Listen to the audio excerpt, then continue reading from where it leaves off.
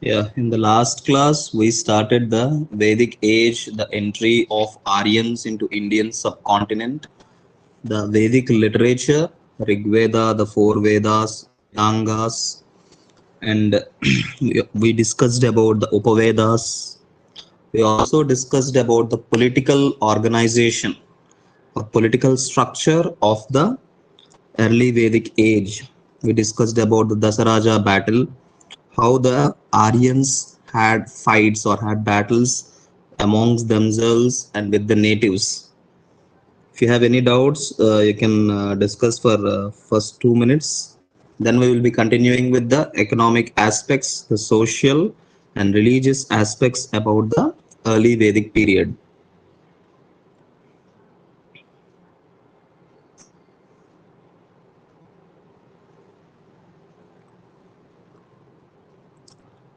Yes, if you have any doubts or queries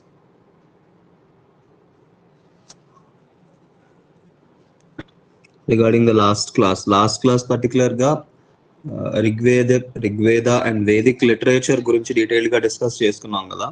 previous questions, previous papers ఏమైనా check చేశారా ఎవరైనా? ఆ questions ఎలా అడుగుతున్నారు, వాటి యొక్క సిగ్నిఫికెన్స్ ఏంటి అని. And if you have any doubts also you can ask now.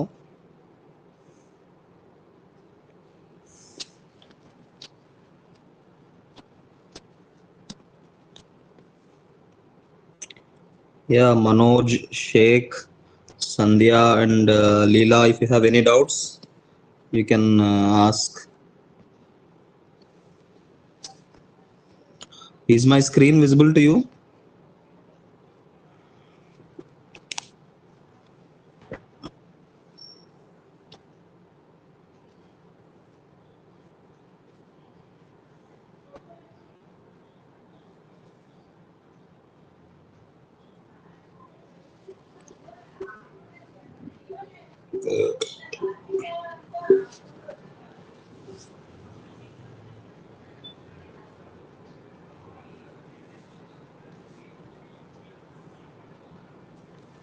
Okay.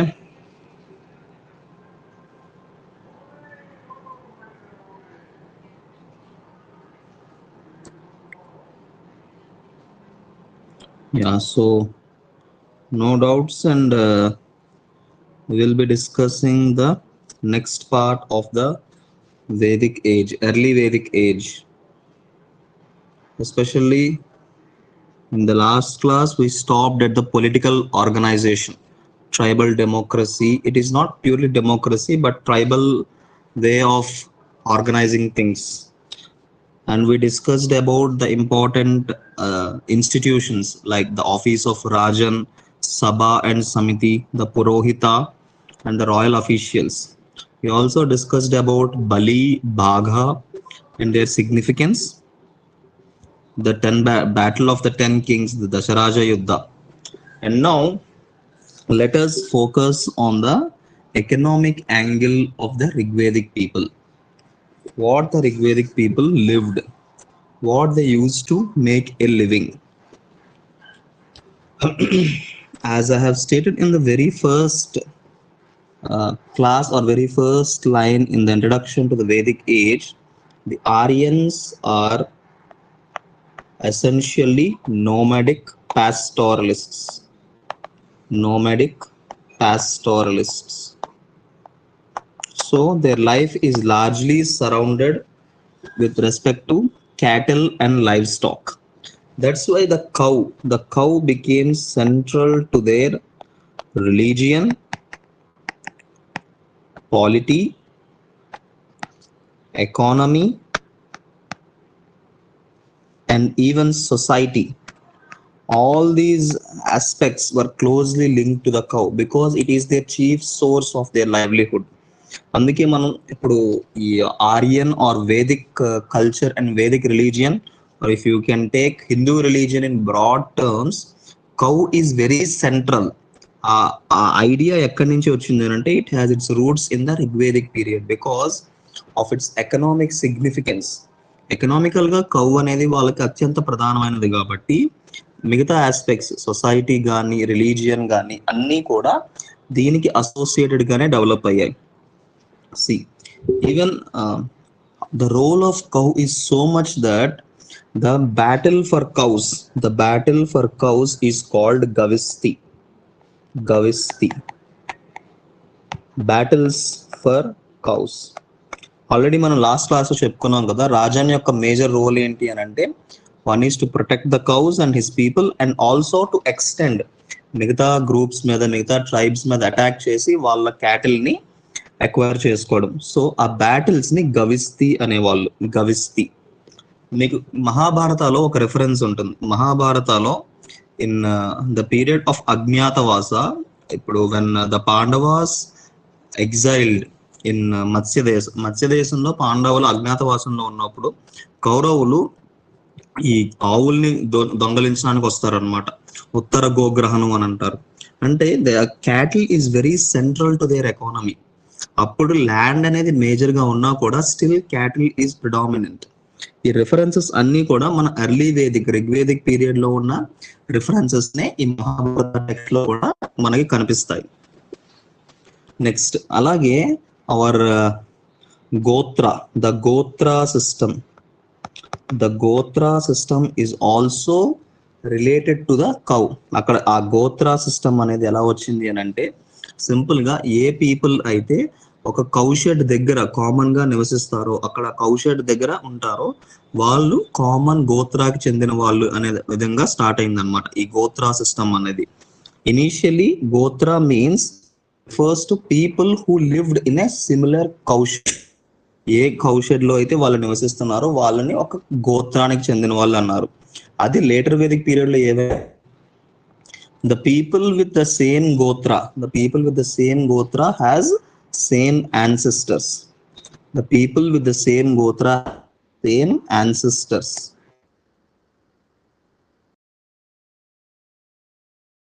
కదా గోత్ర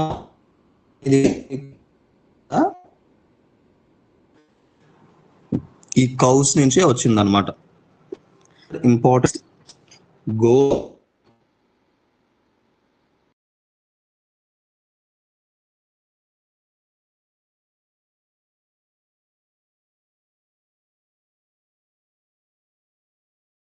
సిగ్నిఫికెన్స్ ఏంటి అని అడుగు.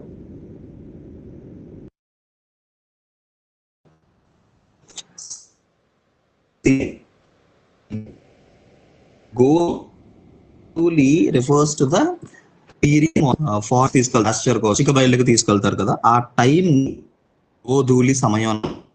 అంటే అప్పుడు ఆవులన్నీ బయటకు వెళ్ళడం వల్ల చాలా ధూళి పైకి వస్తుంది కాబట్టి ఆ సమయాన్ని వాళ్ళు గోధూలి అని అన్నారు. సో గోధూలి means it is a measure of time. Early morning time ని గోధూలి సమయం అని అంటారు అనమాట. See, this is how the cattle is very important for the Rigvedic Aryans. Especially cattle ఎందుకు అని అంటే, it is the main source for their milk and cattle wealth. Even the Aryans have great fond for dairy products. See, ఇప్పటికీ కూడా మీరు observe చేస్తే in North India, the milk and dairy products, especially cheese, butter have a great part in the staple diet. మనకి south లో milk ఎక్కువగా వాడినా కూడా dairy especially butter and other products అంత ఎక్కువగా వాడరు. కానీ నార్త్ లో still it is a part of the staple diet.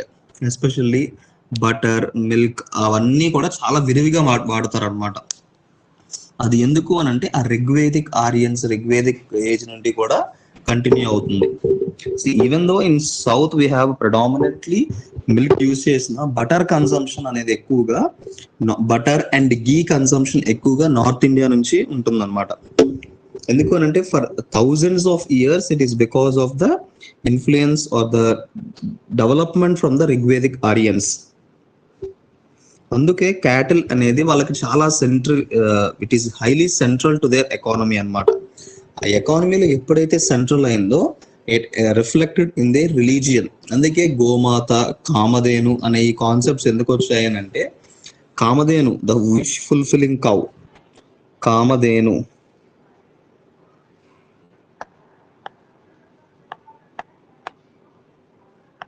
The wish fulfilling cow, ఆ కౌని ఎందుకు అలా చూపించారు అని అంటే, బికాజ్ ఆ కౌ వల్లే వాళ్ళ ఎకనామిక్ ప్రాస్పెరిటీ, వాళ్ళ సోషల్ స్టేటస్, వాళ్ళ ప్రెస్టేజ్ అంతా డిపెండ్ అయింది. కాబట్టి cow has a great significance in the Rigvedic economy, polity as well as the religion. ఇప్పటికీ కూడా మనం అది ఫాలో అవుతున్నాం. ఈ గోశాలలు కానీ ఇవన్నీ కూడా ఈ యొక్క ఐడియాలజీ, ఈ యొక్క సెంట్రాలిటీ నుంచి వచ్చినవి. అప్పట్లో కౌ ఎకనామికల్ గా చాలా పవర్ఫుల్ కాబట్టి దానికి అంత ఇంపార్టెన్స్ ఇచ్చారు. కానీ లేటర్ టైమ్స్ లో ఎకనామికల్ గా దాని సిగ్నిఫికెన్స్ తగ్గింది. అయినా కూడా religious and culturally it has become one of the most significant aspects of the Indian religion. Cow అనేది it is very central to Hinduism అన్నమాట. దాని రీజన్ ఇక్కడ రిగ్వేదిక్ పీరియడ్ లో స్టార్ట్ అయింది మనకి. Okay, so mainly they are pastoralists. అది కూడా వాళ్ళు ప్లేసెస్ మారుతూ ఉండేవాళ్ళు అనమాట. ఒక ఏరియాలో పాస్చర్స్, పచ్చిక బయళ్ళు అవన్నీ ఫుల్ గా ఉండి ఆ ఏరియాలో వీళ్ళు కొన్ని నెలలు నివసించే వాళ్ళు. అక్కడ గ్రాస్ ల్యాండ్స్ అవన్నీ వాడుకునే వాళ్ళు. ఎప్పుడైతే అక్కడ తగ్గిందో, అక్కడ గ్రాస్ ల్యాండ్స్ కానీ అక్కడ రిసోర్సెస్ అనేది తగ్గిందో, నెక్స్ట్ ఏరియా షిఫ్ట్ అయ్యే వాళ్ళు అనమాట. So they are constantly on the move అవుతూనే ఉన్నారు ఒక ప్లేస్ నుంచి ఒక place. This is why they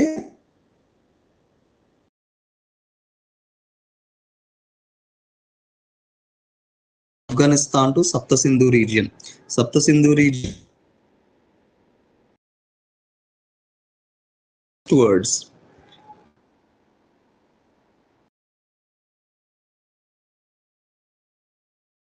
కూడా ఫస్ట్ సప్త సింధు, నెక్స్ట్ వచ్చేసరికి బ్రహ్మావర్త.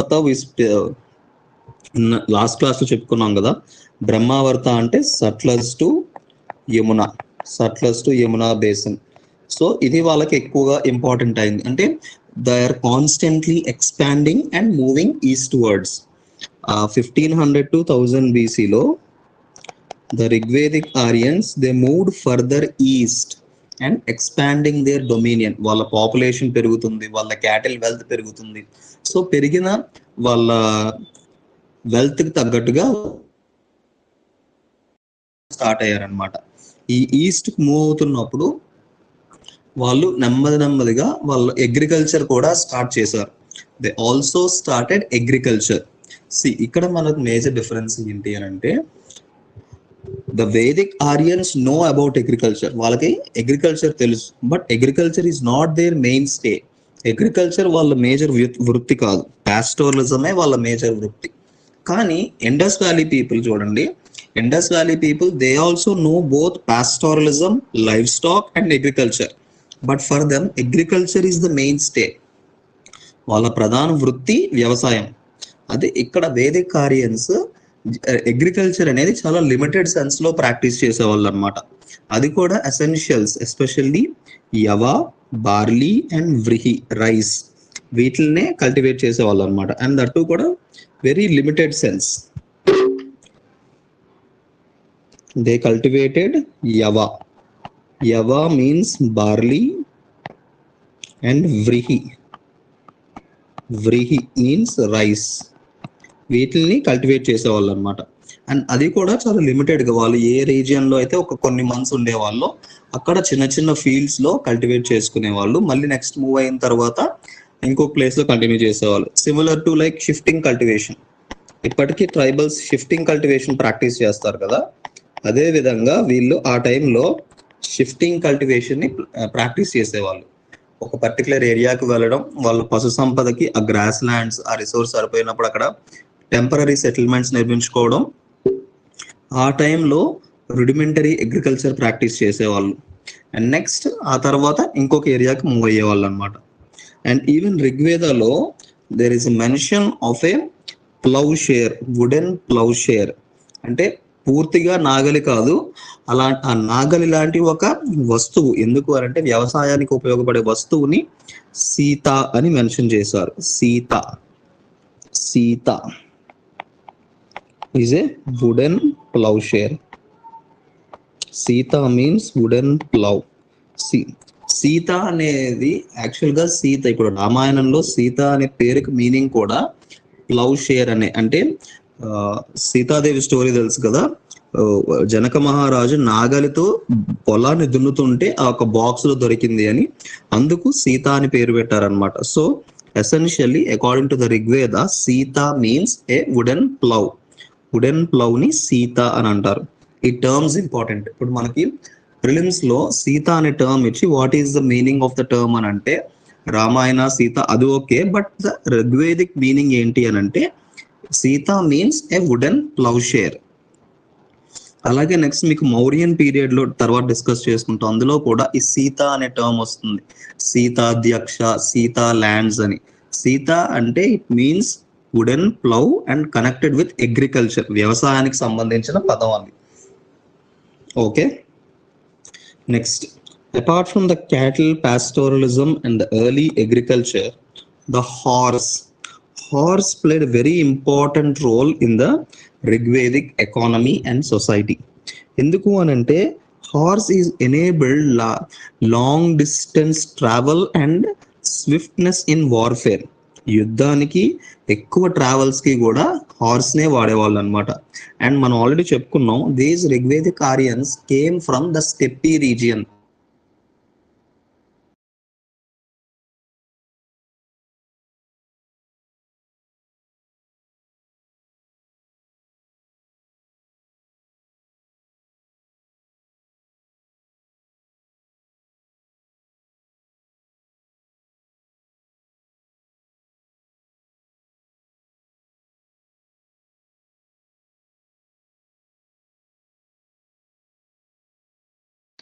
Bro, your voice is not audible.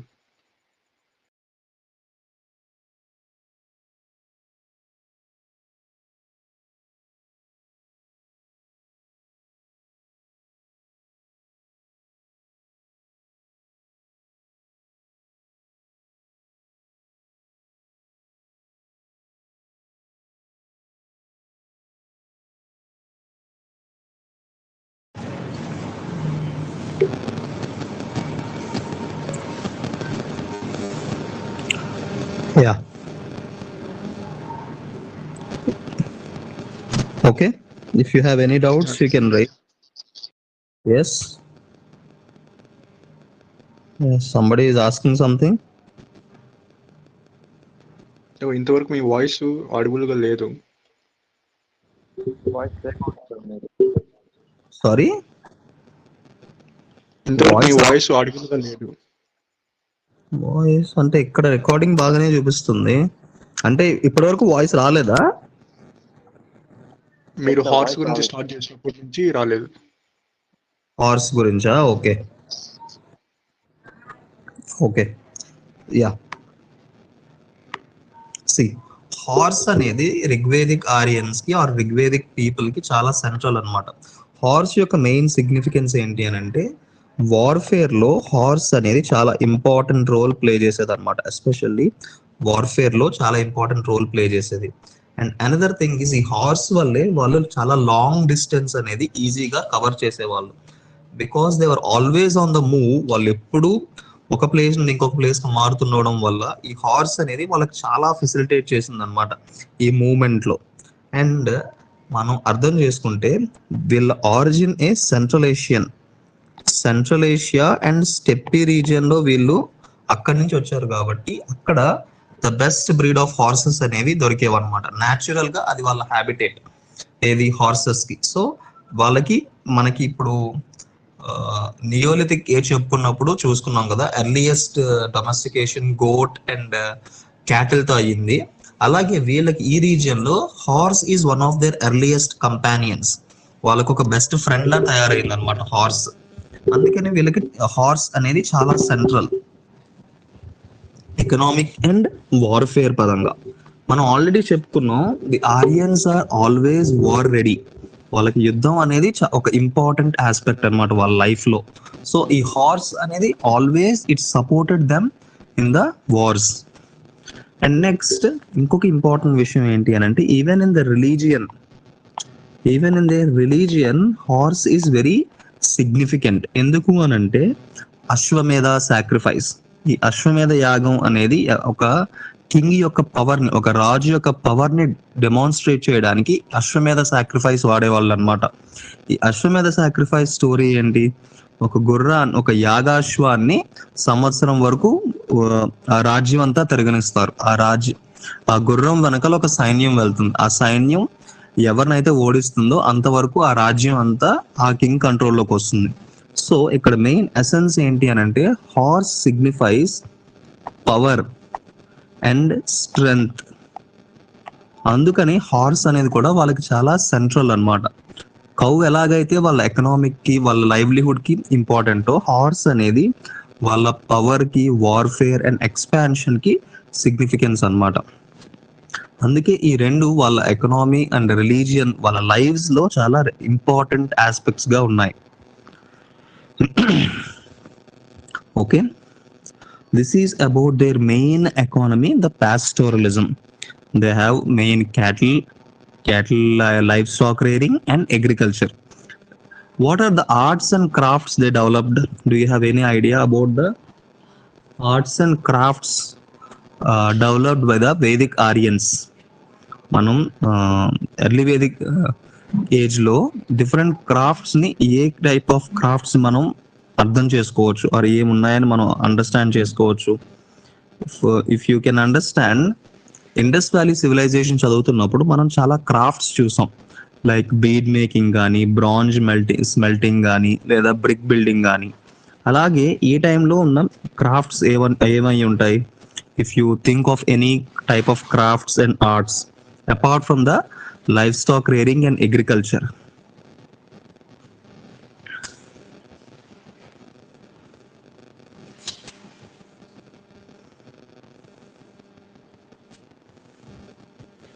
Yes, we can try. No, you can try and you can give your answers in the chat.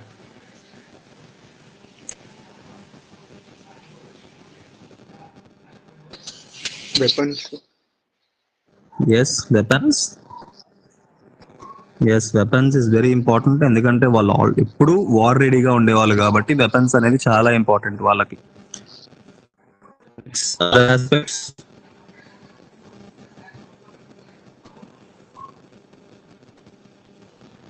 Yeah, one is weapons.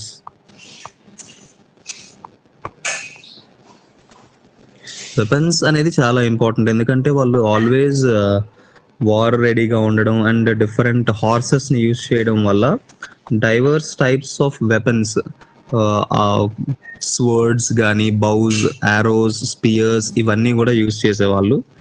So they are all largely made of copper. ఎందుకంటే iron అనేది ఈ period లో ఉన్నా కూడా అంత elaborate usage, అంత popular కాదు iron అనేది. It is largely copper and brass, ఆ మిక్స్ తోనే ఎక్కువ టూల్స్ అనేవి ఉండేవాళ్ళు అనమాట. కాపర్ నే ఎక్కువగా వాడేవాళ్ళు ఈ వెపన్స్ కి, వాటికి. Apart from the weapons, other important aspects are crafts is one is chariot making.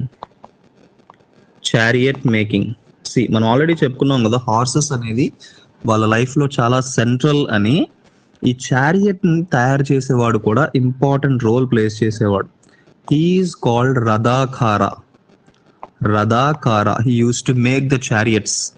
ఎందుకంటే ఈ చారియట్స్ అనేవి యుద్ధాలలో వాళ్ళకి చాలా ఇంపార్టెంట్ రోల్ ప్లే చేసేవి. So another important craft or art is rathakara, making chariots.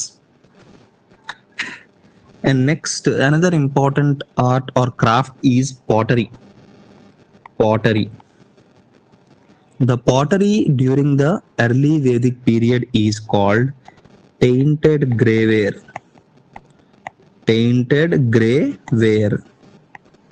See, the early Vedic Aryans also know about pottery. It is called PGW, the painted greyware.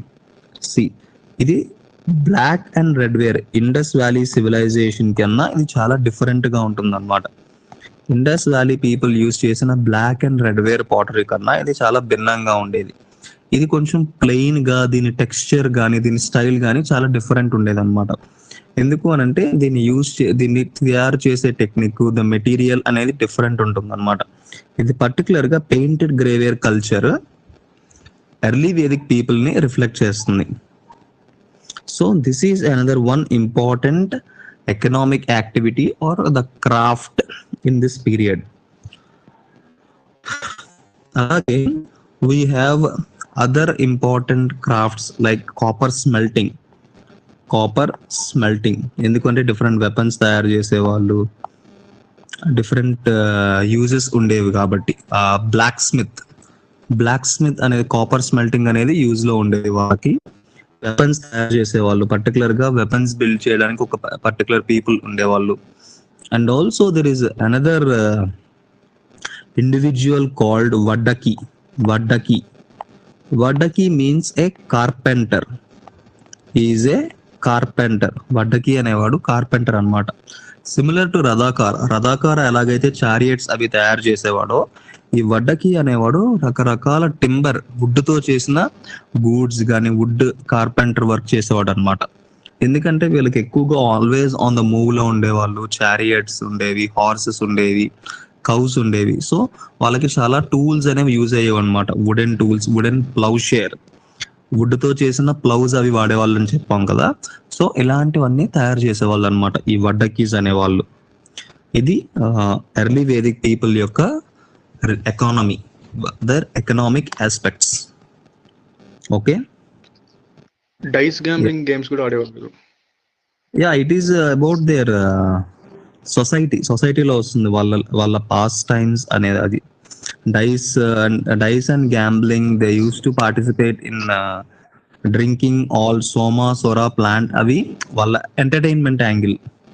We are going face by face. ఆడారు విన్నాను. Yeah, వాళ్ళు ఆడేవాళ్ళు. They have that enjoyment.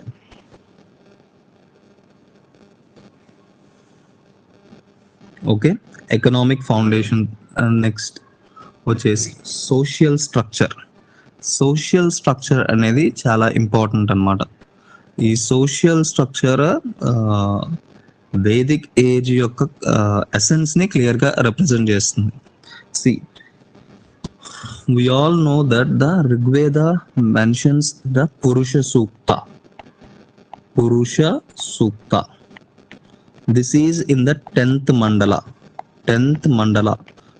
See, already మనం last class లో చెప్పుకున్నాం. ఈ 10th mandala అనేది first 1500 BC starting phase లో లేదు, తర్వాత లేటర్ పీరియడ్ లో యాడ్ అయ్యింది. And it also states that there is a four-fold division of the Vedic society. Vedic society అనేది 4 భాగాలుగా ఉంది అని అన్నారు. One is Brahmans, other is Kshatriya, the third is Vaishya, and the fourth is Shudra. ఇక్కడ ఇంపార్టెంట్ ఏంటి అని అంటే, ఈ వర్ణాలు అనేవి కేవలం వాళ్ళ ఆక్యుపేషన్ బట్టి డిపెండ్ అయ్యేది. It is based on their occupation and not on birth. ఇది చాలా ఇంపార్టెంట్. Rigvedic period లో Varna system is largely based on occupation and not on birth. It merely reflected what are the occupations or the professions in which the people are engaged. Brahman is one who specializes in reading books, doing yagna, sacrifices, పూజలు చేయడం, యజ్ఞయాగాలు చేయడం, చదవడం, జ్ఞాన సంపదను పెంపొందించుకునే వాడిని బ్రాహ్మణుడు అనేవాళ్ళు. And Kshatriya, the warriors who has the martial spirit and muscle, ఆ పవర్ ఎవరికైతే ఉన్నదో వాళ్ళని క్షత్రియాస్ అన్నారు. Who engaged primarily in economic activity, trading కానీ, అగ్రికల్చర్ కానీ, క్యాటిల్ రేరింగ్, ఇలాంటి యాక్టివిటీస్ చేసే వాళ్ళని వైశ్యాస్ అన్నారు. Vaishyas. And next the final is Shudras. ఈ శూద్రాస్ అనే వాళ్ళు ఇనీషియల్ గా ఫస్ట్ ఈ బ్రాహ్మణ్, క్షత్రియ, వైశ్య అనే క్లాసెస్ క్లియర్ గా ఎమర్జ్ అయ్యాయి. ఆ తర్వాత శూద్రాస్ అనే క్లాస్ ఒక క్లియర్ గా ఎస్టాబ్లిష్ అయింది అనమాట. Initially first we have only 3 వర్ణాస్. Initial 3 వర్ణాస్ ఉండేవి. తర్వాత శూద్రాస్ అనే వాళ్ళు క్లియర్ గా ఎస్టాబ్లిష్ అయ్యారు. ఈ శూద్రాస్ యొక్క మేజర్ వర్క్ ఏంటి అని అంటే ది సర్వ్ ద అదర్ 3 వర్ణాస్, పై 3 వర్ణాలని కూడా వాళ్ళు అసిస్ట్ చేసేవాళ్ళు వాళ్ళ యాక్టివిటీస్ లోని. సి రిగ్వేదిక్ పీరియడ్ లో అన్టచబిలిటీ గురించి ఎక్కడా ప్రస్తావన రాదు. అన్టచబిలిటీ అనేది లేటర్ పీరియడ్ లో వస్తుంది, later Vedic and post Vedic period లో వస్తుంది. రిగ్వేదిక్ లో we don't have any clear reference of untouchability. Untouchability గురించి క్లియర్ రిఫరెన్స్ లేదు. అండ్ ఈ శూద్రాస్ కూడా ఎలా ఫామ్ అయ్యారు అని అంటే సింపుల్ గా ఇప్పుడు మనం దసరాజా బ్యాటిల్ చెప్పుకున్నాం కదా. దసరాజా బ్యాటిల్ లో or any kind of battle if you take, ఎవరైతే ఓడిపోయిన వాళ్ళు ఉంటారో, డిఫీటెడ్ పీపుల్ ఉంటారు కదా, వాళ్ళని లేబర్ కింద, సర్వెంట్స్ కింద, స్లేవ్స్ కింద వాడేవాళ్ళు. వాళ్ళే ఒక కొన్ని జనరేషన్స్ తర్వాత దే ఎస్టాబ్లిష్డ్ ఇంటూ ఏ శూద్ర community who primarily focused on serving the other 3 groups. ఈ శూద్రాస్ లో ఎక్కువగా నేటివ్ పీపుల్ ఉండేవాళ్ళు. నేటివ్ పీపుల్ ని శూద్రాస్ గా ట్రీట్ చేయడం, ఈవెన్ ఆరియన్స్ లో ఎవరైతే ఏ ట్రైబ్స్ అయితే ఓడిపోయి వాళ్ళ యొక్క పవర్ పోయిందో వాళ్ళని శూద్రాస్ గా ట్రీట్ చేయడం అనేది జరిగేది అనమాట. సో ఇక్కడ ఏం చెప్తున్నాం అని అంటే the system is not rigid, it is very fluid. Particular గా ఇక్కడే ఈ బ్రాహ్మణ్స్, క్షత్రియ, వైశ్య, శూద్ర హైరార్కీ ఉండేది అనేది కాదు. In Rigveda there is no clear hierarchy. Everyone engaged in their own profession and also changed their profession. See, for example, now today I am teaching, so I may be considered as a Brahman. And tomorrow, if I am engaged in any business activity, I am considered as a Vaishya. And the next day, if I am doing any government service, I will be known as a Kshatriya. So, మనం చేసే పనిని బట్టి, మన occupation బట్టి ఈ వర్ణ కూడా change అయ్యేదన్నమాట. దీనికి ఎగ్జాంపుల్ ఏంటి అని అంటే Rigveda specifically refers to a family where the father is a trader, the son is a Brahman and his mother is working as a Shudra. అంటే విత్ ఇన్ వన్ ఫ్యామిలీలోనే ఇన్ని వర్ణాస్ ఉన్నాయి అని ఋగ్వేదంలోనే చెప్పబడింది. ఇది ఎందుకు అని అంటే ఆ టైంలో particularly 1500 to 1000 BCలో the varna system is fluid and not rigid. Hierarchy అనేది క్లియర్ గా ఎస్టాబ్లిష్ అవ్వలేదు. బట్ ఎవరి రోల్ ఏంటి అనేది మనకు తెలుసు. బ్రహ్మణ ఎసెన్షియల్ గా వేదాలు చదవడం, యజ్ఞయాగాలు చేయించడం, దానం స్వీకరించడం అనేది ఉండేది. Kshatriya mainly they use to engage in warfare and protecting the people. Vaishyas mainly pastoral and agriculture. Shudras ఎవరైతే ఓడిపోయి ఎవరైతే ఈ సర్వెంటైల్ కేటగిరీ ఉన్నారో లేబర్, వాళ్ళని శూద్రాస్ గా డిఫైన్ చేశారు. This is about the varna system. ఇక్కడ ఓన్లీ వర్ణం అనేది ఒకటే వచ్చింది. In later Vedic period this is added with the ఆశ్రమ సిస్టమ్. లేటర్ వేదిక్ పీరియడ్ లో వర్ణ ప్లస్ ఆశ్రమ సిస్టమ్ అనేది ఇంకొకటి యాడ్ అయ్యింది. అది లేటర్ వేదిక్ లో మనం డీటెయిల్ గా డిస్కస్ చేసుకుంటాం. ఇక్కడ ఎందుకు స్ట్రెస్ చేస్తున్నాం అని అంటే రిపీటెడ్ గా అడుగుతారు. సోషల్ కండిషన్స్ ఆఫ్ రిగ్వేద అడిగినప్పుడు ఖచ్చితంగా అడుగుతారు. వర్ణ సిస్టమ్ ఈజ్ రిజిడ్ అని, లేదా వర్ణ system is based on birth అని కానీ, లేదా వర్ణ సిస్టమ్ ఈజ్ ఫిక్స్డ్ అని కానీ అంటే అవన్నీ తప్పు. ఎందుకంటే in Rigvedic period or early Vedic period varna is fluid, varna is flexible and it is based on occupation or profession rather than birth. పుట్టుకను బట్టి ఈ వర్ణము అని చెప్పలేదు. And definitely this is to be mentioned, వర్ణ వేరు, జాతి వేరు. There are 2 often similar terms, varna and jati. Varna is specifically mention in the Rigveda. Brahmana, Kshatriya, Vaishya, Shudra 4 వర్ణాలు. బట్ జాతి అనేది completely different concept. Jati is a socio economic group. Particular గా జాతి అంటే మనం ఇప్పుడు అనుకుంటున్న కులం వస్తుంది అనమాట. కులం ఆర్ కాస్ట్ ఈజ్ ఎసెన్షియల్లీ జాతి. It is A socio economic occupational group. Particular గా ఒక గ్రూప్ ఆఫ్ పీపుల్ ఒక పర్టికులర్ యాక్టివిటీని కంటిన్యూ చేస్తూ తరతరాలుగా అదే ప్రొఫెషన్ లో ఉండడం వల్ల సోషల్ గా ఒక బాండ్ ఏర్పడుతుంది. ఆ కమ్యూనిటీని జాతి అని అంటారు. లైక్ టైలర్స్, వీవర్స్, బార్బర్స్, వాళ్ళ చేసే ప్రొఫెషన్ బట్టి వాళ్ళ జాతి అనేది ఎస్టాబ్లిష్ అయిందనమాట. అలాగా we have more than 1000 జాతీస్, 1000 and అంతకన్నా ఎక్కువ జాతులు ఉన్నాయి. అది ఆ డెవలప్మెంట్ అనేది మనం లేటర్ క్లాసెస్ లో ఇంకా డీటెయిల్డ్ గా డిస్కస్ చేస్తాం, especially post Vedic and post Mauryan period లో. But here we are focusing on the varna system. The varna system is very fluid and flexible. ఇది చాలా ఇంపార్టెంట్ అనమాట. Yeah, if you have any doubt in this aspect please you can ask. The clarity is very important, ఎందుకంటే ఆ tricky questions అన్ని ఇక్కడి నుంచే వస్తాయి అనమాట. రిగ్వేదిక్ పీరియడ్ లో కండిషన్స్ ఏంటి, లేటర్ వేదిక్ పీరియడ్ లో కండిషన్స్ ఏంటి, ఆ వేరియేషన్స్ ఏంటి అనేది చాలా important. Yeah, if you have any doubt you can ask. ఇప్పుడు యాక్చువల్ గా వర్ణ అనేది కలర్ ని డిఫైన్ చేస్తుంది కదా, మరి ఎందుకు వర్ణ అనేది యా సారీ అంటే కలర్ ని డిఫైన్ చేసినప్పుడు ఆక్యుపేషన్ చూసి ఎందుకు వర్ణ అని పేరు పెట్టారు? ఇనీషియల్ గా వర్ణ అని అంటే it is not just colour. Colour అనే కాదు, వాళ్ళు చేసే పనిని బట్టి దాన్ని ఎక్కువగా వర్ణ అనేది కలర్ అని చెప్పవచ్చు. ఎందుకనంటే ఆరియన్స్ లో మనం డిస్కస్ చేసుకున్నప్పుడు they differentiated between the natives. Dasas ని దాస్యూస్ ని బ్లాక్ స్కిన్ అని వాళ్ళు కొంచెం డిఫరెంట్ అని చెప్పారు కదా, ఆ విధంగా వీళ్ళు వర్ణ అని ఒక టర్మ్ తీసుకున్నారు. అంటే వీళ్ళు కొంచెం వైట్ ఆర్ అదర్ కాంప్లెక్షన్ లో ఉండేవాళ్ళు, ద నేటివ్స్ డిఫరెంట్ గా ఉండేవాళ్ళు కాబట్టి ఆ విధంగా వర్ణ అనే టర్మ్ యూజ్ చేసేవాళ్ళు. కానీ అది ఎసెన్షియల్ గా వాళ్ళ ఆక్యుపేషన్, వాళ్ళ ప్రొఫెషన్ బట్టి డిఫరెంట్ డిఫరెంట్ నేమ్స్ పెట్టుకున్నారు. బ్రాహ్మణ్ అని, క్షత్రియ అని, వైశ్య అని, శూద్ర అని. ఆ వర్ణ అనే టర్మ్ ఎందుకు వచ్చింది అని అంటే because they have that Aryan image ఉంది కాబట్టి. ఆరియన్స్ ఎసెన్షియల్లీ సెంట్రల్ ఏషియా నుంచి వచ్చారు కదా, వాళ్ళు కొంచెం వైట్ కాంప్లెక్షన్ ఆర్ బ్లాండ్ గా ఉంటారు కంపేర్ టు నేటివ్స్. నేటివ్స్ కొంచెం డార్క్ స్కిన్డ్, కృష్ణ అని, అనాస అని వాళ్ళే రివ్యూలో మెన్షన్ చేస్తారు అనమాట. ఆ డిఫరెన్సియేషన్ కోసం వీళ్ళు వర్ణ అని పెట్టుకున్నారు.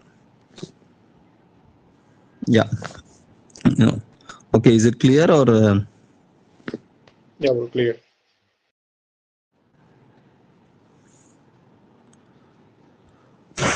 Okay, next we come to the other part of the social organization, how the Vedic or early Vedic society is organized from family to the tribe. See, first in the Vedic society, the fundamental element or the fundamental aspect of the social organization is family. Family is known as kula. ఇక్కడ మనం జాగ్రత్తగా observe చేయాలి. అందుకే ఇందాక చెప్పాను, జాతి అనేదాన్ని socio economic occupational group అన్నాం. అది తెలుగులో మనం కులము ఆర్ కాస్ట్ అంటున్నాం. But in Rigvedic period, Rigvedic Sanskrit లో కుల అంటే ఫ్యామిలీ. కుల ప్రతిష్ట, కులపతి, కుల అని అంటే ఫ్యామిలీకి సంబంధించింది, not about a social group. ఒక ఫ్యామిలీకి చెప్పేటప్పుడు కుల అనే వాడేవాళ్ళు అనమాట. ఈ డిఫరెన్సియేషన్ అనేది చాలా ఇంపార్టెంట్. ఆ రిగ్వేదిక్ పీరియడ్ లోని టర్మ్స్ కి మోడర్న్ టర్మ్స్ కి చాలా వేరియేషన్ ఉంటుంది. So the kula is referred to a family which is headed by kulapa or kulapati. Kulapa or కులపతి.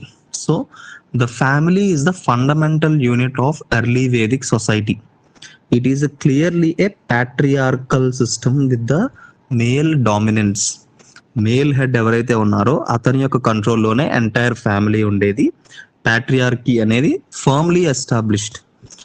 Patriarchy అనేది ఫర్మ్ గా ఎస్టాబ్లిష్ అయింది ఎర్లీ వేదిక్ పీరియడ్ లో. The male superiority existed. And women గురించి స్పెసిఫిక్ గా చెప్తాను. Women have their own rights. Education పరంగా కానీ, political గా కానీ, వార్ఫేర్ లో కానీ they have their rights. But in general the patriarchy is the norm. Patriarchy exist అయ్యేది. And another thing is the early Vedic people have a joint family system. All groups 2 to 3 generations ఒకే ఇంట్లో, ఒకే ఫ్యామిలీలో నివసించే వాళ్ళు అనమాట. They have the joint family structure. Now the Kula family groups of kula is formed into a grama or a village. Initial గా మనం చెప్పుకున్నాం కదా, గ్రామ అనేది ఒక మిలిటరీ యూనిట్ ఒక పర్టికులర్ రీజియన్ లో సెటిల్ అవ్వడం వల్ల ఆ గ్రూప్ లో ఉన్న ఆ పీపుల్ ఎవరైతే ఉన్నారో వాళ్ళందరూ ఒక గ్రూప్ గా ఫామ్ అయ్యి గ్రామ, విలేజ్ అనేది ఎస్టాబ్లిష్ అయిందనమాట. So a group of kula or kulapatis, they settled together in one particular place and this became a grama or a village. This grama is headed by gramani. Next further, grama nundi groups of gramas kaliste danni vis annaru. Vis or vishaya. Vis అంటే ఒక పెద్ద grouping అన్నమాట. ఇప్పుడు simple గా చెప్పాలంటే ఒక family, ఒక group of families present day reflect చేస్తే, ఇప్పుడు ఒక apartment or gated community culture తీసుకున్నారనుకోండి, చాలా బ్లాక్స్ ఉంటాయి. అందులో ఒక ఇండివిజువల్ ఫ్లాట్ ని మనం కులా అనుకుంటే ఆ అపార్ట్మెంట్ లో ఉన్న డిఫరెంట్ ఫ్లాట్స్ అన్ని కలిపి ఒక గ్రామ అవుతుంది. అలాగే ఇప్పుడు ఆ కమ్యూనిటీలో ఉన్న డిఫరెంట్ అపార్ట్మెంట్స్ అన్ని కలిపి ఒక విస్ అవుతుంది. అలాగే ఇప్పుడు ఇంకా లార్జర్ సెట్ తీసుకొని ఆ ఎంటైర్ టౌన్షిప్ లో ఉన్న అన్ని కమ్యూనిటీస్ కలిపి తీసుకుంటే దాన్ని ట్రైబ్ అంటారు. So there is a hierarchical organization from kula at the family level. Next, village or grama, group of families together grama, and next group of gramas together vis or clan.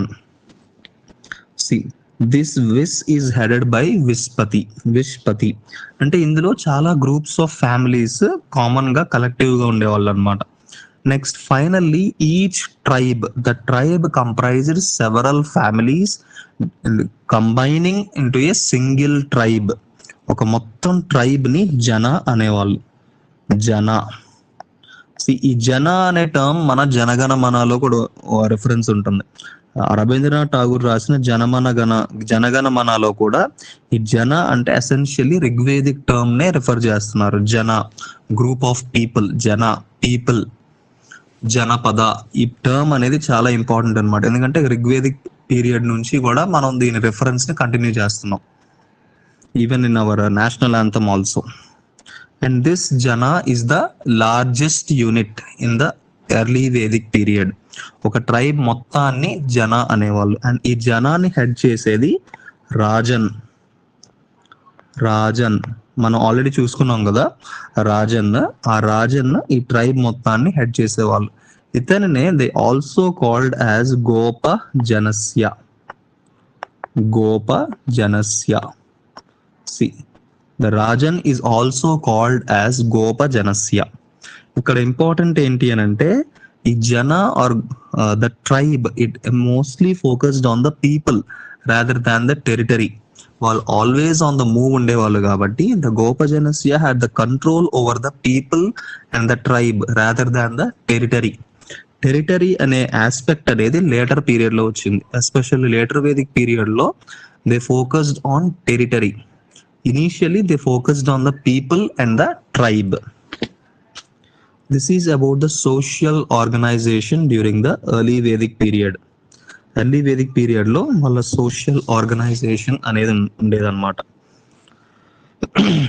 Now, yes, we will be discussing the role of women in the early Vedic society.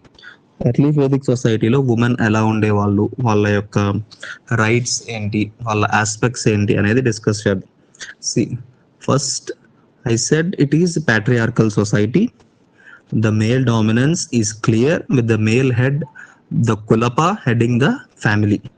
But the women have significant rights in the Rigvedic or early Vedic period.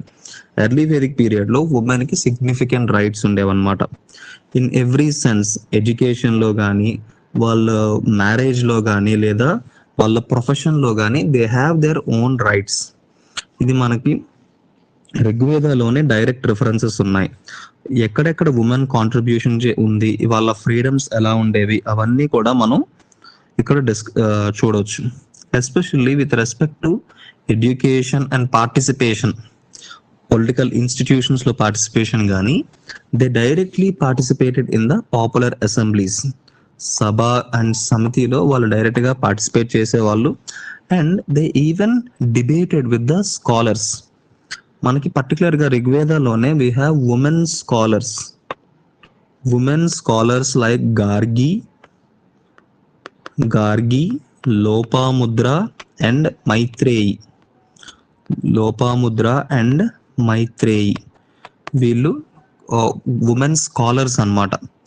వీళ్ళు direct గా మిగతా scholars అయిన విశ్వామిత్ర గాని, యజ్ఞవాల్క్య గాని, మిగతా అగస్త్య గాని వీళ్ళతో philosophical debates చేసేవాళ్ళు.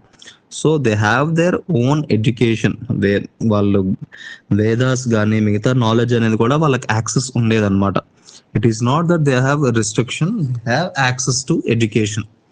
బట్ ఈ ఫ్రీడమ్ ఏదైతే ఉందో ఈ రిగ్వేదిక్ పీరియడ్ లో ఉన్న ఫ్రీడమ్ గ్రాడ్యువల్ గా లేటర్ వేదిక్ పీరియడ్ వచ్చేసరికి కంప్లీట్లీ రివర్స్ అయిపోయింది. లేటర్ వేదిక్ ఫేజ్ లో మీరు కంప్లీట్ చేంజ్ చూస్తారనమాట. అన్ని ఆస్పెక్ట్స్ లో వాళ్ళ ఎడ్యుకేషన్ కట్టేలు అయిపోతుంది, వాళ్ళ సోషల్ ఫ్రీడమ్ తగ్గిపోతుంది, మ్యారేజ్ తగ్గిపోతుంది. అది ఎందుకు అని అంటే change in the structure of the society మారుతూ ఉంది. ఇక్కడ రిగ్వేదిక్ సొసైటీలో పీపుల్ వర్ ఫ్లెక్సిబుల్, తక్కువ పాపులేషన్ ఉండేది. Largely a tribe consisted not more than 1000 people, 1000 to 2000 people మహా అయితే ఉండేవాళ్ళు ఒక ట్రైబ్ లో. So they have greater control and they have greater freedom. But when the society is expanding, population పెరిగే కొద్దీ, complexity పెరిగే కొద్దీ వీళ్ళని ఎక్కువగా కంట్రోల్ చేయడం స్టార్ట్ చేసేవాళ్ళు అనమాట ఉమెన్ ని. అలాగే రిగ్వేదిక్ పీరియడ్ లో women has the right to choose her husband. తనకు నచ్చిన వరుడిని తను యాక్సెప్ట్ చేయగలదు, తను మ్యారేజ్ చేసుకోగలదు అన్నమాట. స్వయంవర అనే కాన్సెప్ట్ ఈ ఋగ్వేద నుండే స్టార్ట్ అయింది అనమాట. She can choose her partner. తన పార్ట్నర్ ని చూస్ చేసుకోగలదు. She has that right. And even we have the existence of widow remarriage concept అనేది కూడా రిగ్వేదిక్ పీరియడ్ లో ఎగ్జిస్ట్ అయ్యింది. ఆ సతీ ప్రాక్టీస్ కానీ, సతీ ద ఫార్మ్ ఆఫ్ చనిపోవడం అనేది రిగ్వేదిక్ పీరియడ్ లో లేదు. It was largely egalitarian. But patriarchy ఉన్నా కూడా women have their own rights అన్నమాట. అండ్ ఈవెన్ మనం చెప్పుకున్నాం, even women participated in battles. Vishpala అనే వారియర్ గురించి మెన్షన్ చేసుకున్నాం కదా. She fought in battles when her leg is cut off. అంటే యుద్ధంలో తన లెగ్ పోయినప్పుడు తన లెగ్ కి ఒక డమ్మీ లెగ్ ని ఫిక్స్ చేశారని కూడా ఋగ్వేదాలో మెన్షన్ చేశారు. అంటే ఒక క్రచ్ లాంటి ఒక ఇంప్లిమెంట్ ని ఫిక్స్ చేశారు అని కూడా మెన్షన్ చేశారు. So it speaks that the women not only worked as scholars but also they participated in warfare. Direct warfare లో కూడా వాళ్ళు పార్టిసిపేట్ చేసేవాళ్ళు అనమాట. This is about the women in early Vedic society. Women has their own rights. And even marriages are also performed after puberty తర్వాతే marriages జరిగేవి. Child marriages అనే concept ఈ period లో అంతగా లేదు.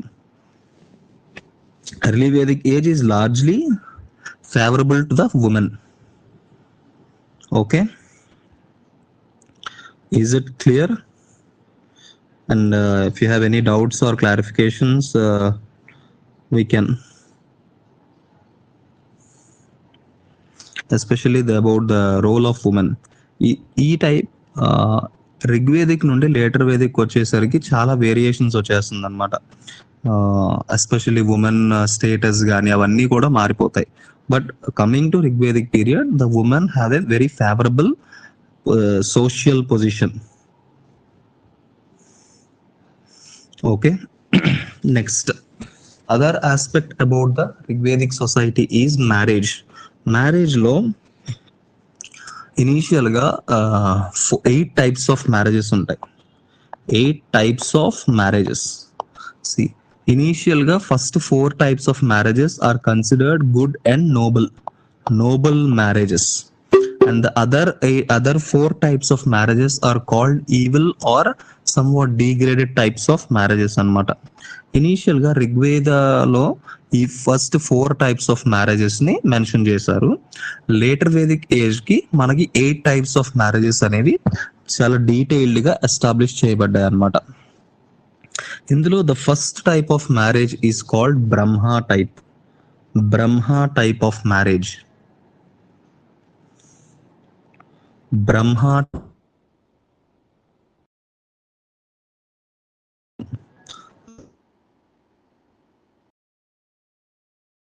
అతనే సూటబుల్ వరుడిని చూసి అతనే కన్యాదానం చేసి పెళ్లి చేస్తే దాన్ని బ్రహ్మ టైప్ ఆఫ్ మ్యారేజ్ అంటారు అనమాట.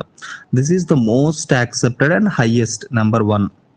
సెకండ్ వచ్చేసి దైవ టైప్ ఆఫ్ మ్యారేజ్. అంటే బ్రైడ్ పెళ్లి కూతుర్ని దక్షిణగా సమర్పిస్తారు. ఎవరికి? ఒక ప్రీస్ట్ కి. యజ్ఞాలు చేసినప్పుడు కానీ ఏదైనా హోమాలు చేసినప్పుడు ఆ ప్రీస్ట్ ఎవరైతే ఉంటారో ఆ ప్రీస్ట్ కి కన్యాదానంగా దక్షిణగా సమర్పిస్తే దాన్ని దైవ టైప్ ఆఫ్ మ్యారేజ్ అని అంటారు అనమాట. దైవ టైప్ ఆఫ్ మ్యారేజ్. థర్డ్ వచ్చేసి ఆర్ష టైప్ ఆఫ్ మ్యారేజ్. ఇక్కడ వచ్చేసరికి there is a shift. the bride is given in exchange. అంటే పెళ్లి కూతుర్ని ఒక 2 ఆవులు తీసుకొని పెళ్లి కూతుర్ని ఇచ్చినట్టు అనిపిస్తుంది అనమాట. Braid is given in exchange for 2 cows. అక్కడ ఒక ట్రాన్సాక్షన్ లా జరుగుతుంది. Transaction is taking place between the 2 families. Braid is given in exchange for 2 cows. ఇక్కడ ఇంపార్టెంట్ ఏంటి అంటే మనకి కన్యాశుల్కం అనే కాన్సెప్ట్ ఉంది కదా. ఈ కన్యాశుల్కం అనే కాన్సెప్ట్ దీని యొక్క బేస్ నుంచి స్టార్ట్ అయిందని చెప్పొచ్చు. అంటే you are paying something to get the bride. నువ్వు పెళ్లి కూతుర్ని పొందడానికి నువ్వు కొంత మూల్యం చెల్లిస్తున్నావు. అది ఆర్ష టైప్ ఆఫ్ మ్యారేజ్ అన్నమాట. And next is Gandharva type of marriage. Gandharva is love marriage through mutual consent. ఇద్దరు పెళ్లి కొడుకు పెళ్లి కూతురు ఇద్దరు ఇష్టపడి వాళ్ళకు సొంతంగా పెళ్లి చేసుకుంటే దాన్ని గంధర్వ టైప్ ఆఫ్ మ్యారేజ్ అంటారు. And it is legal. మనం ఆల్రెడీ చెప్పుకున్నాం కదా, women has the right to choose her husband అని. It is legal and it is accepted, though not the first one, but it is accepted as a legal and very religiously accepted form of marriage. ఇవన్నీ కూడా first 4 types of marriage అన్నమాట. Brahma, Daiva, Arsha and Gandharva. Next other types అనేది later Vedic period లో develop అయ్యాయి. Next we have Rakshasa type, Paishacha type అనేవి కూడా ఉంటాయి. అవి లేటర్ వేదిక్ పీరియడ్ లో ఇంకా డెవలప్ అయ్యాయి. Other 4 varieties. Okay, next now we are discussing about the early Vedic religion. Early Vedic religion is comparatively different from the complex religion of the later Vedic period. Early Vedic religion అనేది mainly natural worship, natural forces నే వాళ్ళు worship చేసేవాళ్ళు. ఏవైతే ప్రకృతిలో ఉన్న forces of natural power ఉంటుంది కదా, దాన్నే వాళ్ళు వర్షిప్ చేసేవాళ్ళు. అండ్ వాళ్ళ వర్షిప్ కూడా వాళ్ళ నీడ్స్ కూడా చాలా లిమిటెడ్ అండ్ మెటీరియల్ ఉండేవి. One is for victory in wars and battles, దానికోసం పూజించేవాళ్ళు. And next is for reproduction like fertility especially for male child and for cattle wealth. See, as the system itself, the Vedic system itself is patriarchal. The preference for male child is accepted. అంటే వాళ్ళకు మగ సంతానం కావాలని చాలా ఎక్కువగా worship చేసేవాళ్ళు అనమాట. And cattle wealth, వాళ్ళకి పశు సంపద పెరగాలి, అంటే వాళ్ళ పాపులేషన్ పెరగాలి అని వాళ్ళ మేజర్ మోటివ్ అనమాట. అందుకనే వర్షిప్ చేసేవాళ్ళు. If you compare this with the Indus Valley civilisation, it is largely female dominant. Mother goddess worship అనేది ప్రెడామినెంట్ గా ఇండస్ వ్యాలీలో కనిపిస్తుంది. ఈ డిఫరెన్స్ అనేది చాలా ఇంపార్టెంట్. మీకు ప్రిలిమ్స్ అండ్ ఎస్పెషల్లీ మెయిన్స్ లో 10 మార్కర్స్ అడుగుతారు. What is the difference between Vedic and the Harappan religion system ఏంటి అని అంటే, వేదిక్ అనేది largely patriarchal and male dominant. Comparatively Harappan వచ్చేసరికి మేజర్ గా ఉమెన్ ఆర్ ఫీమేల్ ఇది ఎక్కువ ఉంటుంది అనమాట, మదర్ గాడెస్ వర్షిప్ అనేది. అండ్ వాళ్ళు అక్కడ బుల్స్ ని వర్షిప్ చేసేవాళ్ళు, ఇక్కడ వీళ్ళు కౌస్ ని వర్షిప్ చేసేవాళ్ళు. ఆ డిఫరెన్సెస్ అనేవి నోట్ చేసుకోవాలి.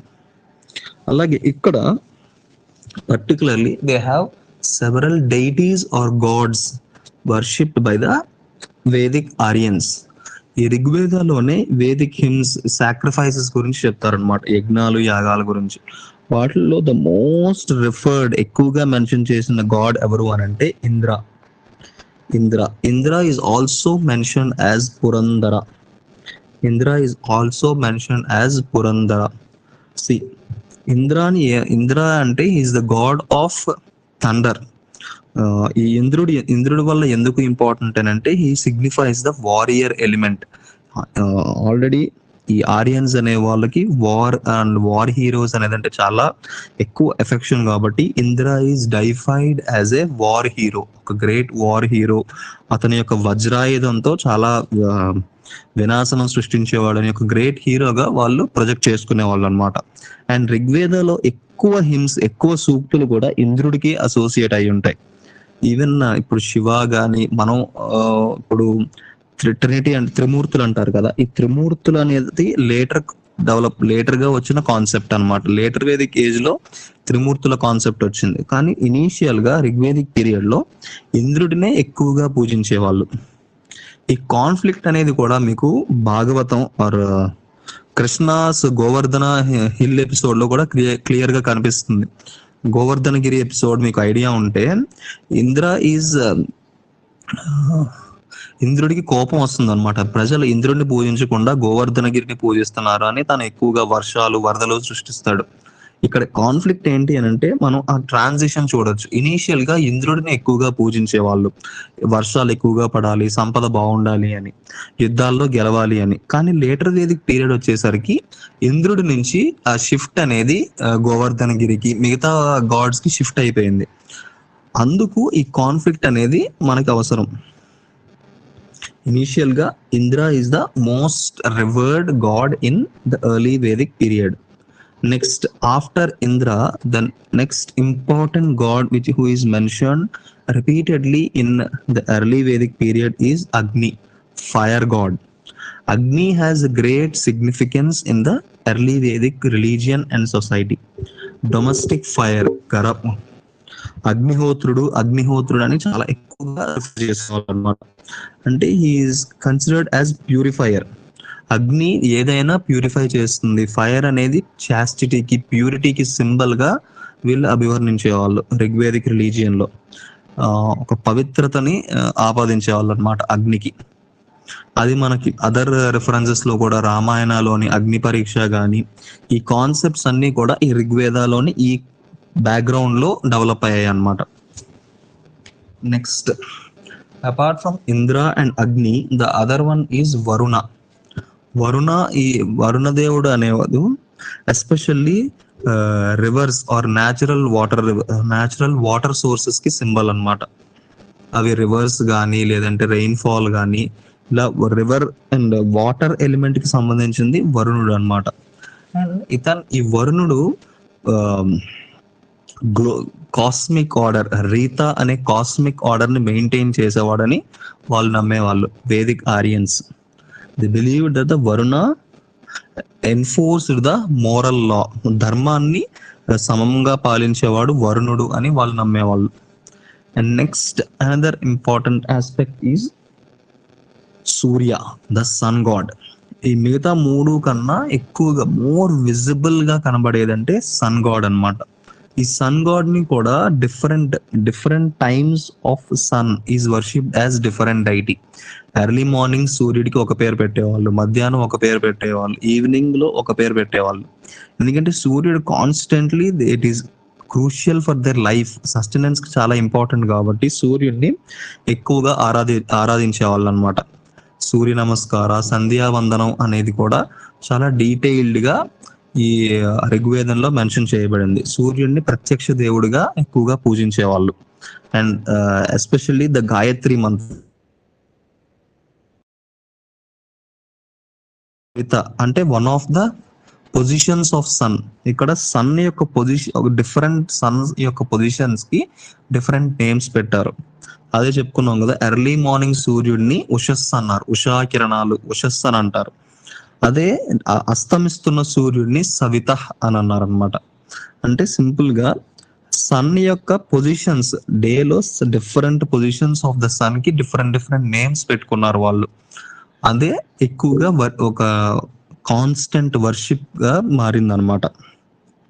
So sun or Surya is one of the important gods in early Vedic religion. Next Soma. Soma and Sura. ఈ సోమ అనే దానికి 2 రెఫరెన్సెస్ ఉన్నాయి. One, Soma referred to as moon god. చంద్రుడిని సోమ అని పిలిచేవారు, చంద్రుడిని సోమ అని పిలిచి చంద్రుడిని పూజించేవాళ్ళు. అండ్ నెక్స్ట్ ఇంకొకటి ఏంటి అని అంటే, Soma is a kind of plant. Soma is a kind of sacred plant which is used by the Rigvedic Aryans, especially during the sacrifices. వాళ్ళు యజ్ఞాలు యాగాలు చేస్తున్నప్పుడు కానీ, లేదా అశ్వమేధ యాగం రాజసూయ యాగం చేస్తున్నప్పుడు కానీ ఈ సోమా ప్లాంట్ ని యూజ్ చేసేవాళ్ళు అనమాట. సోమా ప్లాంట్ ని పిండి దాని రసాన్ని తాగేవాళ్ళు. It is a kind of, ఇప్పుడు తాటి కళ్ళు ఉంటుంది కదా, ఆ టైప్ ఆఫ్ ఒక డ్రింక్ అనమాట. ఆ డ్రింక్ ని తాగేవాళ్ళు అనమాట. అదొక ఇంటాక్సికేటింగ్ డ్రింక్. ఆ డ్రింక్ ని వాళ్ళు కన్జ్యూమ్ చేసేవాళ్ళు. అదొక వాళ్ళకు ఒక ఫేవరెట్ పాస్ టైం అనమాట. వాళ్ళకి రిలీజియస్ గా important and also it is a activity for them. And similarly సోమాతో పాటు there is another drink called Sura or సురాపానం. సురాపానం అనేది కూడా వాళ్ళకి ఎక్కువగా అలవాటు ఉండేది. Soma it is largely for religious purposes. Religious purposes కోసం సోమా అనే రసాన్ని ఎక్కువగా వాడేవాళ్ళు. వాళ్ళ ఎంటర్టైన్మెంట్ పర్పసెస్ కి సురాపానం, సోరా అనే దాన్ని ఎక్కువగా వాడేవాళ్ళు అనమాట. ఇది వాళ్ళ రిలీజియన్ లోని ఆ డిఫరెన్సెస్. అండ్ వాళ్ళ ప్రాక్టీసెస్ కూడా చాలా సింపుల్ గా ఉండేవి. కాంప్లెక్స్ రిచువల్స్, కాంప్లెక్స్ సాక్రిఫైసెస్ అనేవి ఈ ఋగ్వేదిక్ పీరియడ్ లో అంతగా లేవు. చాలా సింపుల్ గానే ఉండేవి. ఎస్పెషల్లీ వాళ్ళ వాంట్స్ ఏంటి అని అంటే, యుద్ధంలో గెలవడం, పశు సంపద పెంచుకోవడం, పిల్లలు కావాలని, వాళ్ళ వృద్ధి చెందాలి అని, ఎక్కువగా మగ సంతానం కావాలని వాళ్ళు ఎక్కువగా వర్షిప్ చేసేవాళ్ళు అనమాట. ఇది వాళ్ళ major religious aspects. And even the Rigvedas references, Rigveda Ashvamedha sacrifice గురించి, రాజసూయ సాక్రిఫైస్ గురించి కూడా మెన్షన్ చేస్తుంది. బట్ అవి అంత ఎలాబరేట్ పెద్ద పెద్ద సాక్రిఫైసెస్ గా కాదు. They are performed but in very limited sense. అంత ఆర్భాటం హంగులు అంతగా కాకుండా నార్మల్ గా వాళ్ళ ప్రాక్టీసెస్ ని కంటిన్యూ చేసేవాళ్ళు.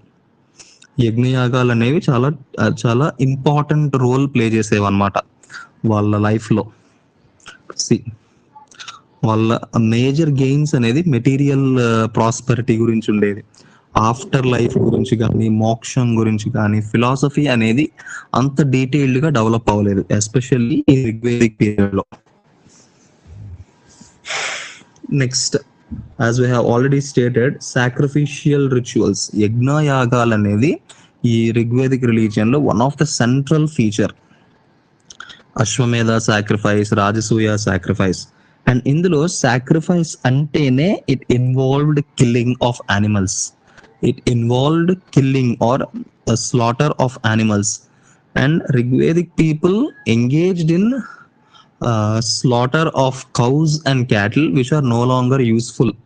ఆ కౌస్ అండ్ క్యాటిల్ ని కూడా ఆ యజ్ఞయాగాల్లో భాగంగా బలిచ్చేవాళ్ళు అనమాట. They use to sacrifice horses, sacrifice bulls and even cows for the sacrificial purposes. ఆ టైంలో ఆ సొసైటీలో వీళ్ళు దాన్ని ప్రోత్సహించే వాళ్ళు, కంటిన్యూ చేసేవాళ్ళు. ఎర్లీ వేదిక్ పీరియడ్ లో there is evidence of direct beef consumption. Beef ని కన్జ్యూమ్ చేసేవాళ్ళు, బట్ అప్పటి సొసైటీలో అది జరిగేది. కానీ తర్వాత లేటర్ వేదిక్ పీరియడ్ లో, ఆ తర్వాత చాలా ట్రాన్సిషన్స్ లో అది కంప్లీట్ గా రిస్ట్రిక్ట్ అయిపోయి అదొక టాబూలా మారింది అనమాట.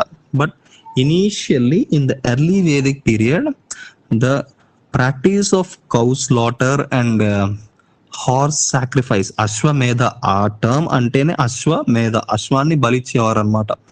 ఈ సాక్రిఫైసెస్ అనేవి ఈ యజ్ఞయాగాల్లో చాలా కీలకంగా జరిగేవి. కానీ మనం ఇక్కడ అర్థం చేసుకోవాల్సింది ఏంటి అంటే ఆ పర్టికులర్ సొసైటీలో ఎర్లీ వేదిక్ పీరియడ్ లో ఉండేవి, తర్వాత later Vedic period and Gupta period లో అవి కంప్లీట్ గా మార్పు చెంది ఆ సిస్టమ్ అనేది కంప్లీట్ గా ఇప్పుడు లేదనమాట. అండ్ నాన్ ఆరియన్స్, ఇంతవరకు రిగ్వేదిక్ ప్రాక్టీసెస్ కి మేజర్ గా సాక్రిఫైసెస్ అండ్ రిచువల్స్ అయితే, నాన్ ఆరియన్ ప్రాక్టీసెస్ అంటే ఎస్పెషల్లీ ఇప్పుడు మనం చెప్పుకున్నాం కదా హరప్పన్ పీపుల్స్ తో వీళ్ళకి ఇంటరాక్షన్ ఉండేది, నేటివ్ పానీస్ అనేవాళ్ళు, దాస్యూస్ అనేవాళ్ళని, వీళ్ళు ఎక్కువగా పశుపతిని వర్షిప్ చేసేవాళ్ళు అనమాట. Pashupati is the lord of animals, and there is a particular deity called Pushan who is worshipped by the Shudras. Particular గా పూషన్ అనే ఒక డైటీని వర్షిప్ చేసేవాళ్ళు. This is about the religious aspect of early Vedic society, early Vedic people. This is about the early Vedic age. Early Vedic age గురించి broad గా discuss చేసాం. And another aspect, entertainment purposes లో వాళ్ళకి wine and drinking and games like chariot racing, dice games, drinking is their hobbies. వీళ్ళు ఎక్కువగా వీటిల్లో వాళ్ళు ఎక్కువ ఎంజాయ్ చేసేవాళ్ళు అనమాట. చారియట్ రేసెస్ పెట్టుకోవడం, ఎద్దు బండిల పోరాటాలు, లేదంటే గుర్ర బండిల పోరాటాలు, డైస్ ఆడుకోవడం, గేమ్స్, డ్రింకింగ్ అనేది వాళ్ళ ఫేవరెట్ పాస్ టైమ్స్ అనమాట. వీటిల్లో వాళ్ళు ఎక్కువగా ఎంజాయ్ చేసేవాళ్ళు, ఇది వాళ్ళ favourite pass times. This is about the Rigvedic age. If you have any doubts or queries you can ask, and in the next class we will be starting the later Vedic age. Especially ఈ Rigvedic age ఎందుకు important అని అంటే, one, ఆరియన్స్ ఎలా వచ్చారు, Aryan literature, Vedic literature ఏంటి, and next Harappan people కి ఈ Rigvedic people కి డిఫరెన్సెస్ అనేవి చాలా ఇంపార్టెంట్ అనమాట. ఇప్పుడు మీరు ఒక 2 minutes లో ఆలోచించండి, హరప్పన్ పీపుల్ కి రిగ్వేదిక్ పీపుల్ కి మేజర్ డిఫరెన్స్ ఏంటి. It is a very important 15 marker question for UPSC mains. You think for once and provide your answers in the chat box. How the Aryans or the Rigvedic Aryans differed from the Harappan people?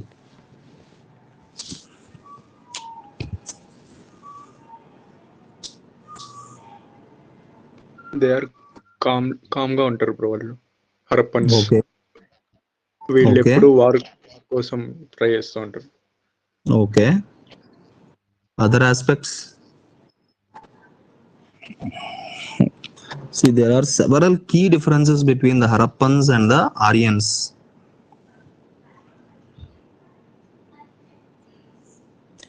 చాలా structural గా కూడా చాలా variations ఉన్నాయన్నమాట Harappans కి and Vedic Aryans కి.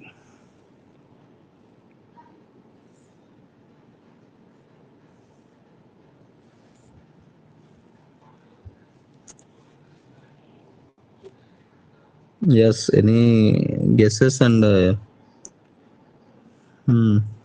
rituals, economy, role of women, yes, religious and crafts, yes, different worshipping, yeah, yes, yeah. మీరు ఇప్పుడు different answers అన్ని ఇచ్చారు కదా, దీన్ని ఒక స్ట్రక్చర్డ్ ఫార్మాట్ లో రాస్తే అప్పుడు యూపీఎస్సీ మెయిన్స్ ఆన్సర్ అవుతుంది. ఇప్పుడు మీరు డిఫరెంట్ ఎగ్జాంపుల్స్ ఇచ్చారు, rituals, economy, crafts, different worshipping, ఇవన్నీ అన్నారు. సో దీన్ని ఇప్పుడు మనం డీటెయిల్డ్గా ఆన్సర్ చేస్తే ఎలా ఆన్సర్ చేయాలో చూపిస్తాను చూడండి. సింపుల్గా ఒక టేబుల్ డ్రా చేసి హరప్పన్స్ అండ్ వేదిక్ ఆరియన్స్ ఎలా డిఫరెన్సియేషన్ చూపించవచ్చు. First one is their location and geography. See, the Harappans largely northwest India. Vedic Aryans వాళ్ళ home వచ్చేసి Central Asia and they settled in Sapta Sindhu region. Okay, first one. Second వచ్చేసి the Harappans are urban people, urban and settled. Urban and they have settled settlements అన్నమాట. Sedentary life style వీళ్ళది. ఈ Harappans అనేది sedentary life styles. Whereas the Vedic Aryans are always on the move. They are nomadic people. ఒక ప్రాంతం నుంచి ఇంకొక ప్రాంతానికి continuous గా మూవ్ అవుతూ ఉండేవాళ్ళు. అలా వలసల ద్వారానే వాళ్ళు సప్త సింధు రీజియన్కి వచ్చారు. Next, their main occupation is agriculture. Harappans యొక్క మేజర్ ఆక్యుపేషన్ అగ్రికల్చర్. కానీ వేదిక్ ఆరియన్స్ కి మేజర్ ఆక్యుపేషన్ వచ్చేసి pastoralism. Cow is central to their life. Next, they have uniform system like in the form of bricks కానీ వాళ్ళ organisation కానీ town planning కానీ చాలా స్ట్రక్చర్డ్గా ఉంటుందన్నమాట. కంపారిటివ్లీ వాళ్ళ అథారిటీ కూడా ఒక సిస్టమాటిక్ అథారిటీ ఉంటుంది. Comparatively if you take Vedic Aryans it is completely different. Tribal organisation, tribal leader rajan ఉండేవాడు. ఆ రాజన్ ఎలెక్ట్ చేసేవాళ్ళు పీపుల్. వాళ్ళ ద్వారా వాళ్ళ అథారిటీ అనేది కంటిన్యూ అయ్యేది. And next, if you take about the other aspects, వాళ్ళ క్రాఫ్ట్స్ కానీ వాళ్ళ ఎకనామిక్ యాంగిల్ కానీ చాలా భిన్నంగా ఉండేదన్నమాట. ఎలాగానంటే చూద్దాం.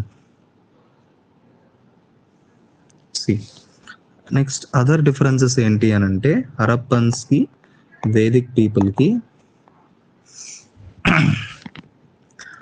They worshipped mother goddess.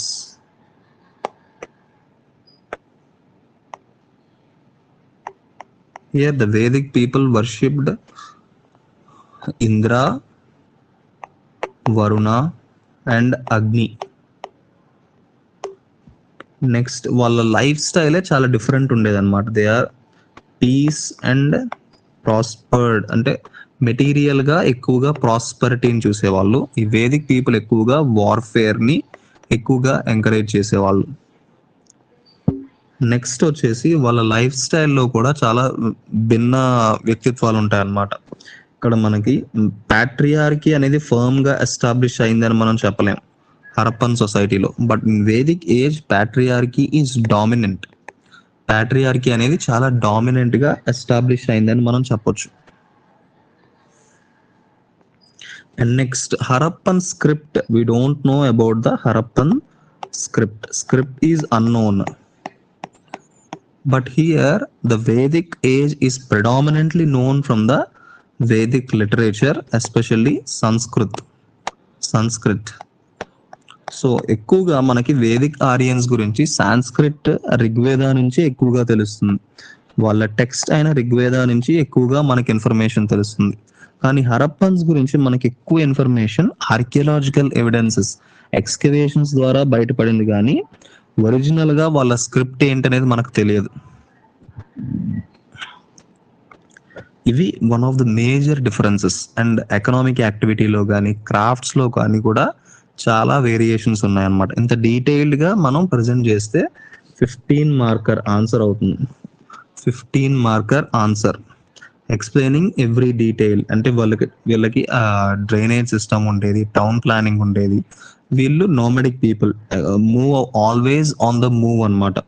అంటే అన్ని యాంగిల్స్ లో social, economic, political, cultural, geographical అన్ని ఆస్పెక్ట్స్ లో కూడా వాళ్ళకి చాలా వేరియేషన్స్ ఉన్నాయి.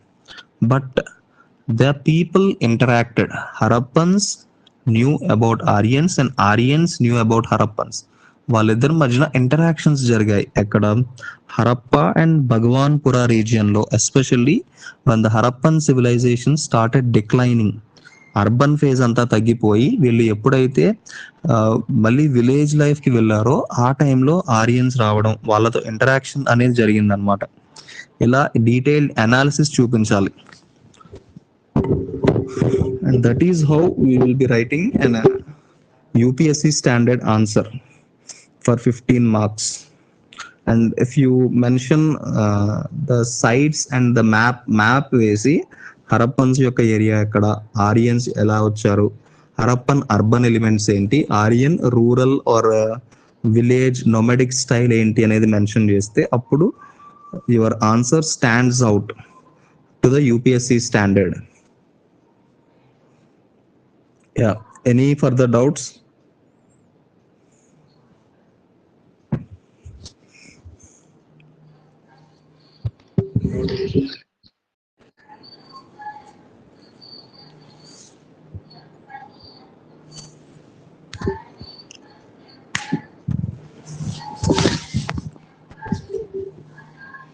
Okay. Then in the tomorrow's class, we will be discussing the later Vedic age, later Vedic transitions. 1500 BC to 1000 BC A developments అయితే చూసామో అవన్నీ రిగ్వేదిక్ పీరియడ్లో నుండి కంప్లీట్గా లేటర్ వేదిక్ ఏజ్లో కంప్లీట్ ట్రాన్స్ఫర్మేషన్స్ కనిపిస్తాయి అన్నమాట. సొసైటీలో కానీ, పొలిటికల్గా కానీ, ఎకనామికల్గా కానీ చాలా అంటే కంప్లీట్ ఆపోజిట్ అని చెప్పొచ్చు లేటర్ వేదిక్ ఫేజ్కి. అది ఎందుకు అయింది, ఆ రీజన్స్ అనేవి కూడా నెక్స్ట్ క్లాస్లో డిస్కస్ చేద్దాం.